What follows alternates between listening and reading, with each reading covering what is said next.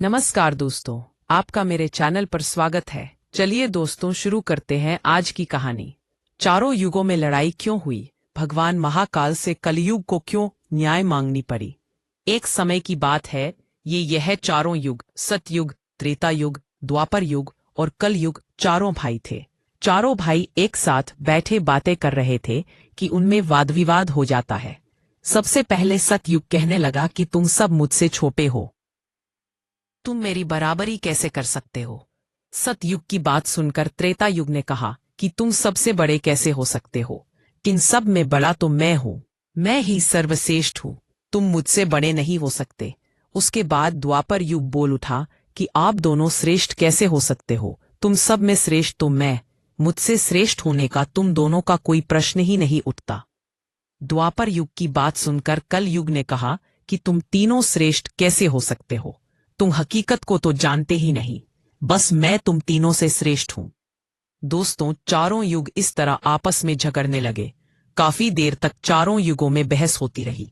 उसके बाद उन्होंने सोचा कि अब ऐसे तो आपस में फैसला नहीं कर सकते कि कौन बड़ा है, कौन सबसे श्रेष्ठ है। इसका फैसला तो भगवान शिव ही कर सकते हैं।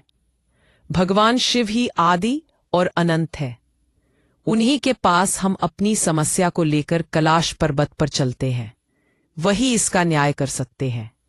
वही हमें बता सकते हैं कि हम चारों में से श्रेष्ठ कौन है, बड़ा कौन है और कौन छोटा है। इसका निर्णय भगवान शंकर ही कर सकते हैं। हम चारों में से कोई नहीं कर सकता। ऐसा सोचकर उन्होंने कैलाश पर्वत पर जाने का विचार किया और वे चारों कैलाश पर्वत पर चल पड़ते हैं। चारों युग जब कैलाश पर्वत पर पहुंचे तो उन्हें भगवान शिव के गणों ने रोक लिया। वे उनसे पूछने लगे कि तुम चारों युग कौन हो और कैलाश पर कहाँ जा रहे हो? तब भगवान शिव के गणों से उन चारों ने कहा कि हम चार युग हैं, हम भगवान शिव से मिलना चाहते हैं। भगवान शिव को हमारे आने की सूचना दीजिए। उसके बाद स्वयं नंदी महाराज भगवान शंकर के पास आए और कहने लगे कि हे प्रभु, आपसे चारों युग मिलना चाहते हैं। भगवान शिव ने नंदी से कहा कि उन्हें सम्मान सहित अंदर आने दो। उसके बाद नंदी महाराज उन चारों युगों को लेकर भगवान शिव के पास आते हैं। उन चारों युगों ने भगवान शिव के पास आकर उड़े प्रणाम किया। भगवान शिव ने उन चारों को सम्मान सहित अपने दरबार में बिठाया और कहा कि आप सभी का कैलाश पर्वत पर स्वागत है। और अब आप यह बताएं कि आपका कैलाश पर आने का कारण क्या है? तुम तो स्वर्ण समय हो, स्वयं काल चक्र हो, फिर क्या कारण है कि तुम्हें कैलाश पर आना पड़ा? भगवान शिव की बात सुनकर चारों युग कहने लगे कि हे भगवान, हे प्रभु, हम चारों में विवाद उत्पन्न हो गया है और उस विवाद का हम चारों समाधान नहीं कर सके। हम अपने विवाद को लेकर, अपनी समस्या को लेकर आपके पास चले आए हैं। हम आपसे यह निवेदन करते हैं कि आप हमारी समस्या का समाधान बताएं। आप ही हमारा न्याय करें। आप ही हमें यह बताए कि हम चारों में से सर्वश्रेष्ठ कौन है, हम चारों में से बड़ा कौन है। इसके बाद भगवान शिव कहने लगे कि इसका फैसला मैं तभी कर सकता हूं जब आप चारों अपना अपना पक्ष मुझे बताओगे। भगवान शिव ने सतयुग से पूछा, सतयुग तुम बताओ कि तुम कैसे बड़े हो? तुम अपने आप को सर्वश्रेष्ठ बताने की कोशिश कर रहे हो, लेकिन तुम सबसे श्रेष्ठ कैसे हो? जरा बताइए। भगवान शिव से सतयुग कहने लगे कि प्रभु, मेरी आयु सबसे बड़ी है। मैं 17 लाख वर्ष का हूं और अन्य दो मुझसे बहुत छोटे हैं, इसलिए मैं इन सभी से लंबी आयु का हूं। तब तक कलयुग उठा और कहने लगा कि प्रभु, कोई व्यक्ति आयु से बड़ा नहीं होता, आयु से नहीं देखा जाता। हमने तो यह सुना है कि वह अपने गुणों से बड़ा होता है। भगवान शिव ने कलयुग की बात को सुना और कलयुग की दलील को माना और कहा, सतयुग, इस तरह से तो तुम बड़े नहीं हो। सतयुग ने कहा कि प्रभु, जो व्यक्ति मेरे युग में पैदा हुए थे वह बड़े बलवान और पराक्रमी थे, वह पृथ्वी को भी उठाकर ले जाए। ऐसे पराक्रमी और महान व्यक्ति थे। जब मेरा युग था उस समय भगवान श्री हरि विष्णु ने कई अवतार लिए। देखिए, प्रभु नरसिंह अवतार मेरे ही शासन में हुआ, 12 अवतार मेरे ही शासनकाल में हुआ, मत्स्य अवतार मेरे ही शासनकाल में हुआ। सतयुग की बात सुनकर त्रेता युग बोल उठा, नहीं नहीं प्रभु, क्या श्री हरि विष्णु के अवतार धार्मिक न्याय के कारण सत्युग बड़े हो सकते हैं, तो प्रभु अवतार तो मर्यादा पुरुषोत्तम श्री राम का मेरे शासन काल में भी हुआ था, जिन्होंने इस संसार को मर्यादा सिखाई। बलवान और शक्तिशाली होने की बात करते हैं तो बलवान तो रावण, कुंभकर्ण जैसे शक्तिशाली बलशाली योद्धा मेरे शासन काल में भी हुए हैं। हे प्रभु, इस तरह से तो सत्युग बड़ा नहीं हो सकता, बड़ा तो मैं हूँ। उनकी बात सुनकर द्वापर युग कहने लगे कि प्रभु, क्या दोनों ही बड़े बन रहे हैं? परंतु यह दोनों बड़े कैसे हो सकते हैं? देखिए प्रभु, आप जानते हैं कि जब मेरा शासन काल आया, मेरे शासन काल में भगवान श्री कृष्ण जैसे अवतार पैदा हुए, जो 16 कलाओं से संपूर्ण पार ब्रह्म परमेश्वर थे, जिन्होंने अपना विराट रूप दिखाया। ऐसा विराट रूप साक्षात श्री हरि विष्णु भी नहीं दिखा सके। हे प्रभु, यदि योद्धाओं की बात करते हैं तो मेरे शासन काल में कौन से कम शक्तिशाली योद्धा पैदा हुए हैं? मेरे शासन काल में भी एक से बढ़कर एक पराक्रमी और शक्तिशाली योद्धा हुए हैं। कंस, जरासंध, भीष्म पितामह, पानासुर और पांचों पांडव भी मेरे ही शासन काल में पैदा हुए थे। समशेष नाग अवतार बलराम भी मेरे ही शासन काल में पैदा हुए थे। मेरे शासन काल में कौन सा योद्धा इनके शासन काल के योद्धाओं से कम था? हे प्रभु, ऐसे तो मैं बड़ा हुआ। द्वापर की बात सुनकर तज्जु बोल उठा। वह कहने लगा, भगवान, मैं इनकी बातें मान लेता हूँ, लेकिन इनके शासन काल में जो भी योद्धा हुए, अवतार हुए, मैं मान रहा हूँ, वह ठीक है। भोलेनाथ, इनके शासन काल में जो भी योद्धा हुए, उनमें इतनी बुद्धि नहीं थी। तो हे प्रभु, जिनके शासन काल में बुद्धिहीन प्राणी पैदा हुए हों, वह शक्तिशाली कैसे हो सकते हैं? कल जोग कहने लगा कि हे प्रभु, मेरा शासन काल सबसे अच्छा है। मेरे शासन काल में व्यक्ति दुख नहीं पा सकता। अच्छे अच्छे और नए नए तकनीकी आयामों से सज्जित मेरा युग, मेरा शासन काल सभी युगों में श्रेष्ठ है। भगवान शिव ने उन चारों की बात सुनी और सुनकर वे सोचने लगे कि इनका फैसला कैसे किया जाए। भगवान भोलेनाथ के पास में ही माता पार्वती बैठी हुई थी। माता पार्वती कहने लगी कि हे प्रभु, जब आप ही इनका फैसला नहीं कर पाए तो इन चारों युगों का फैसला कौन करेगा?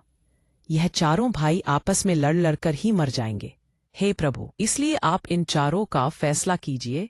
भगवान शिव से उनके सभी गण प्रार्थना करने लगे कि हे महादेव, आप इनका फैसला करें, क्योंकि अगर यह चारों युग आपस में युद्ध करने लग पड़े तो कुछ भी हो सकता है। इनके इस तरह लड़ने से सृष्टि का कालचक्र तो रुक जाएगा, समय का प्रभाव रुक जाएगा, फिर यह सृष्टि निश्चित ही प्रलय की ओर बढ़ने लगेगी।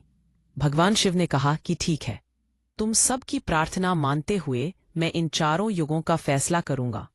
भगवान शिव ने चारों युगों से कहा कि मैं तुम चारों की परीक्षा लूंगा और जो इस परीक्षा में सफल हुआ वही सबसे सर्वश्रेष्ठ होगा। सतयुग कहने लगा कि प्रभु, आप जैसे चाहें वैसे हमारी परीक्षा ले लीजिए। भगवान शिव की बात सुनकर चारों युग परीक्षा देने के लिए तैयार हो जाते हैं। भगवान शिव ने 100 टन के वजन का लोहे का एक बर्तन लिया और उसे कैलाश पर्वत के नीचे तलहटी में रख दिया, और उस बर्तन के पास ही भगवान शिव ने चावल का एक ढेर लगा दिया। और भगवान शिव ने चारों युगों को बुलाया और कहा कि हे सतयुग, मेरे 500 गण यहाँ बैठे हुए हैं और इस बर्तन में रखे हुए चावल बनाने हैं। इन चावल को तुम्हारे युग का व्यक्ति बनाएगा और मेरे गणों को भोजन कराएगा। तुम अपने शासन काल का व्यक्ति बुलाओ और उसे इन चावल को बनाने को कहो। इस सारी घटना को हम देख रहे हैं। सतयुग ने एक बहुत ही बड़े पराक्रमी और बलवान व्यक्ति को बुलाया और कहा, जाओ पुत्र, इस बर्तन में चावल बनाओ। चावल तैयार करके वहां शिव के गणों को भोजन कराओ। अपने महाराज का आदेश सुनकर सतयुग का वह आदमी चलता हुआ उस तलहटी में आया और आकर देखता है कि उस बर्तन का वजन 100 टन से भी ज्यादा है। हजारों मन वजन का बर्तन है। उसने एक बड़ी सी भट्टी बनाई, पेड़ों की लकड़ियां लाने के बाद आग लगाई और उस बर्तन को एक हाथ से उठाकर उस भट्टी के ऊपर रख दिया। उसके बाद चावल और पानी डालकर उन चावल को पका दिया। जब उस विशाल बर्तन में चावल बनकर तैयार हो गए, तब उस व्यक्ति ने समस्त गणों को बिठाया और उन सब को भोजन कराया। जब उसका कार्य पूरा हो गया, उसके बाद वह वापस अपने राजा सतयुग के पास आया और कहने लगा कि प्रभु, मुझे जाने की आज्ञा दीजिए, मेरा काम हो चुका है। सतयुग ने कहा, ठीक है, यह सब भगवान शिव और अन्य सभी गण लोग देख रहे थे। भगवान शिव ने अब त्रेता युग से कहा कि हे त्रेता, अब तुम अपने शासन काल के अपने युग के व्यक्ति को भेजो। यही बर्तन जो रखा हुआ है, मैं इसे अपनी माया से मिटा देता हूँ और दूसरा इसी के समान बर्तन बना देता हूँ, और तुम इन चावलों को अपने युग के व्यक्ति से बनवाइए और मेरे 500 गणों को भोजन करवाइए। त्रेता युग ने भगवान शिव से कहा कि ठीक है प्रभु, जैसी आपकी आज्ञा है। त्रेता ने भी अपने युग का एक विशाल और बलवान व्यक्ति प्रकट किया। उसको आदेश दिया कि कैलाश की तलई में नीचे हजारों टन वजन का बर्तन रखा है। इसके पास में हजारों मन चावल रखे हुए हैं। इस बर्तन में इन चावलों को बनाना है, और जब चावल पकाकर तैयार हो जाए तब इन समस्त भगवान शिव के गणों को भोजन कराना है।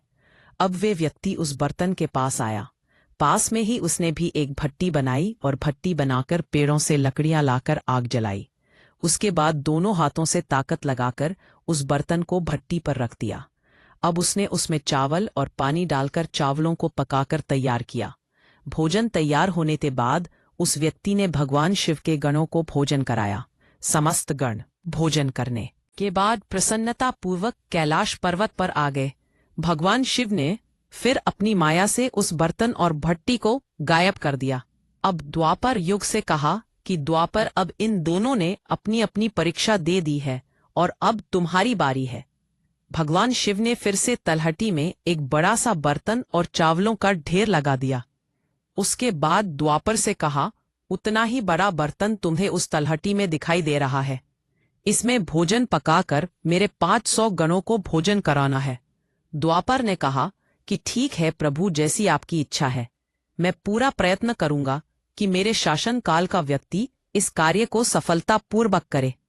अब द्वापर युग ने भी अपने काल का एक बड़ा ताकतवर व्यक्ति बनाकर खड़ा कर दिया और उससे कहा कि देखो, इस तलहटी में वह बड़ा सा बर्तन रखा हुआ है और उस बर्तन के पास में ही एक चावलों का ढेर लगा हुआ है। उसमें से चावल बनाओ और चावल बन जाने के बाद वहां शिव के इन 500 गणों को तुम्हें भोजन कराना है। अब वह व्यक्ति द्वापर युग से कहने लगा कि ठीक है प्रभु, जैसी आपकी आज्ञा है। द्वापर युग का व्यक्ति तलहटी में पहुंचता है। वहां पहुंचकर यह देखता है कि बर्तन बहुत बड़ा है, उठाने में बहुत ताकत लगानी पड़ेगी। उसने भी भट्टी बनाई, आग जलाने के लिए लकड़ी की व्यवस्था की और आग जलाई। अब उस व्यक्ति ने उस बर्तन को दोनों हाथों से उठाने की कोशिश की, लेकिन वह बर्तन बहुत भारी था। उसने अपनी संपूर्ण ताकत लगाकर जैसे तैसे उस बर्तन को भट्टी के ऊपर रख दिया। अब उसने उस बर्तन में पानी और चावल डालकर पकाए, और जब चावल पक गए तब उसने भगवान शिव के समस्त गणों को भोजन करवाया। सभी को भोजन करवाने के बाद वह व्यक्ति अपने राजा द्वापर के पास आया और कहने लगा कि प्रभु, मैंने अपना कार्य संपन्न कर दिया है, अब आप मुझे जाने की आज्ञा दीजिए। द्वापर युग ने कहा कि ठीक है। अब भगवान शिव ने पल युग से कहा कि देखो, कल युग अब तुम्हारी बारी है, अब तुम्हें परीक्षा देनी है। बर्तन भी उतना ही भारी रहेगा और चावल भी उतने ही पकाने हैं। तुम यहां मानने को तैयार नहीं थे कि तुम सबसे छोटे हो और तुम्हारे शासनकाल में पैदा हुए व्यक्ति की आयु 100 वर्ष है, जबकि अन्य युगों की आयु सत्य युग में 1 लाख वर्ष होती थी, त्रेता युग में 10 लाख वर्ष होती थी, द्वापर युग में 1000 वर्ष होती थी। तुम्हारे शासनकाल में तो 1800 वर्ष की है।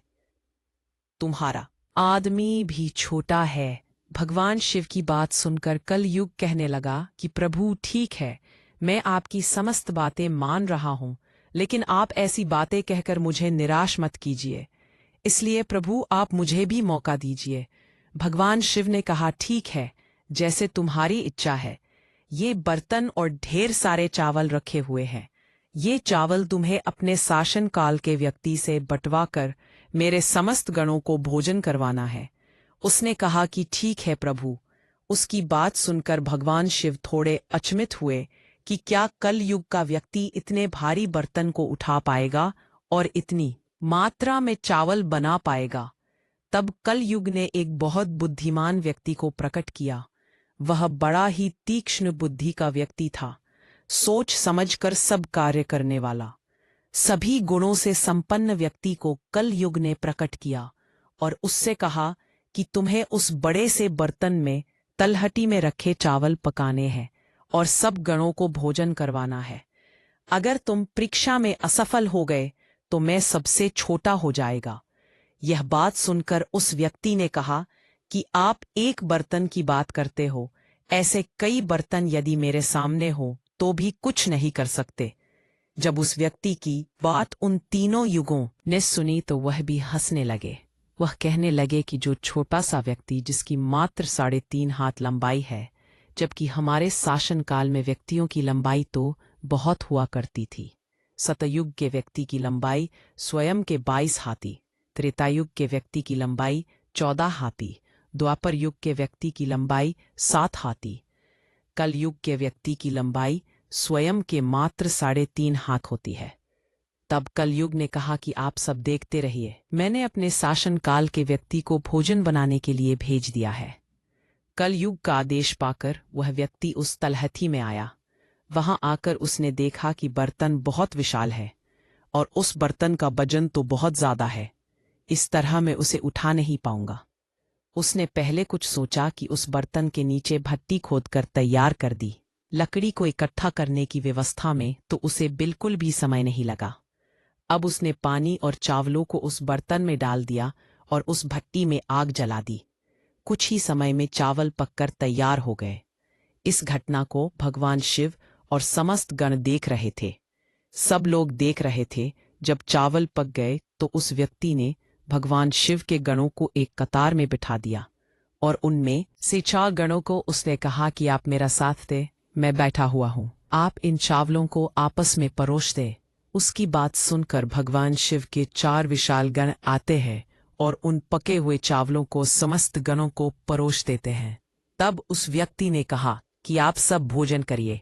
उसके बाद भगवान शिव के समस्त गणों ने प्रसन्न मन से भोजन किया।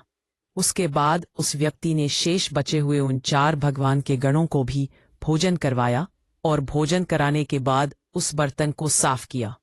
बर्तन को साफ करने के बाद उस बर्तन को वहीं पर छोड़ दिया। अपना काम पूरा करके वह अपने महाराज कलयुग के पास आ गया।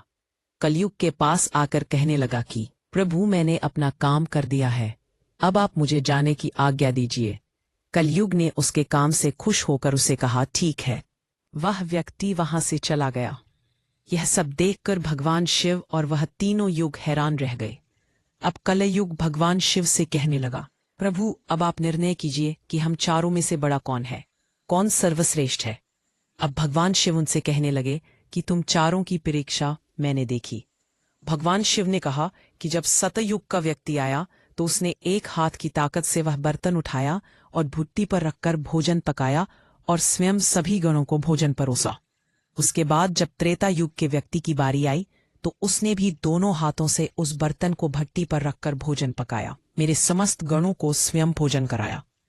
इसी तरह द्वापर युग के व्यक्ति ने भी दोनों हाथों से अपना संपूर्ण बल लगाकर उस बर्तन को भट्टी पर रखा और भोजन पकाया और स्वयं मेरे स्वस्थ गणों को भोजन परोस कर दिया। परंतु तुम देखते नहीं कि मात्र 3.5 हाथ के व्यक्ति ने, जिसकी बुद्धि बहुत तीक्ष्ण थी, उसने भी उसी बर्तन में खाना पकाया, जिस बर्तन को शायद वह हिला भी नहीं पाता, और संख्या में मेरे इतने गण थे कि अगर वह स्वयं चावल परोसता तो वह बहुत परेशान हो जाता, बहुत थक जाता। लेकिन देखिए उसकी बुद्धि, वह कितना बुद्धिमान था। उसने मेरे उन समस्त गणों में से ही 4 गणों को अपने पास बुलाया और उन चारों गणों को चावल परोसने के लिए कहा, जबकि वह वहीं से बैठकर देखता रहा। वहां शिव कहने लगे कि कलयुग बहुत बुद्धिमान युग होता है। कलयुग बहुत महान व्यक्तियों का युग होगा। इसमें तरह तरह की मशीनों का आविष्कार होगा। इसमें बहुत बुद्धिमान लोग पैदा होंगे।